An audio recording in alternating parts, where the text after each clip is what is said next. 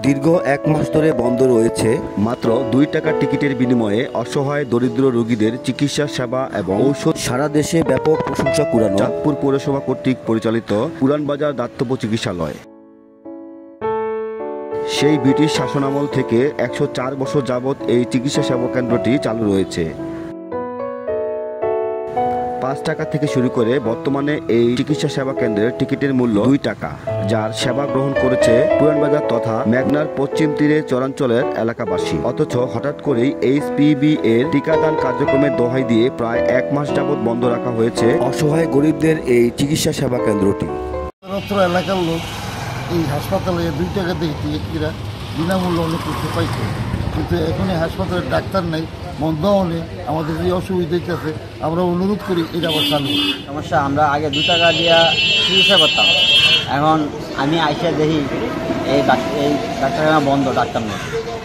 আমরা কই যাবো, কী করবো? আমরা তো কোনো উপায় নাই, আমরা তো গরিব মানুষ, আমরা চাই এটা চালু। আমরা আগে ২ টাকা দিয়ে এই চিকিৎসা হয়েছি, মানে আমরা আশা করি চালু হোক।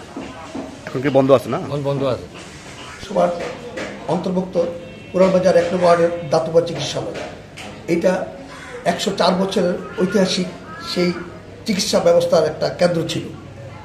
এখান থেকে শুধু ১ নম্বর ওয়ার্ড নয়, পাশে আমাদের পশ্চিমে বিভিন্ন চরাঞ্চলের লোকজন এবং ১, ২, ৩, ৪, ৫, ৬ ওয়ার্ডের লোকজন এখানে চিকিৎসা সেবা পেত। আজকে অনেক দিন থেকে এই প্রতিষ্ঠানটি বন্ধ এবং মানুষ চিকিৎসা সেবা থেকে বঞ্চিত। কেন এই ঘটনাটা? আমি পৌরসভার যে প্রশাসক এবং পৌরসভার কর্মকর্তাবৃন্দের প্রতি আমার উদাত্ত আহ্বান থাকে, এটাকে পুনরায় আপনারা চিকিৎসা ব্যবস্থা চালু করেন। লোক হয় দৈনিক ৫০-৬০ জন লোক হয়, আর সাধারণ বাত জ্বর মাথা ব্যথা এটা চিকিৎসা। এখানে সাধারণত কারা চিকিৎসা নেয়? সাধারণ এলাকার মানুষ, শহরের মানুষ, গরিব মানুষ, যারা গরিব মানুষ তারা চিকিৎসা নেয়। না, চিকিৎসার ফি তাদের কত? ২ টাকা। ২ টাকা দিয়ে চিকিৎসা এবং ২ টাকা দিয়ে ওষুধ। জি, খোলা আছে অফিস। স্যাররা সবাই যে জ্বরের ক্যান্সার টিকাটা আছে না, স্কুলে মাদ্রাসায় দিতে প্রোগ্রাম চলতেছে, এবার ২৪ তারিখ পর্যন্ত, ওই কারণে স্যাররা এই কাজে ব্যস্ত আছে।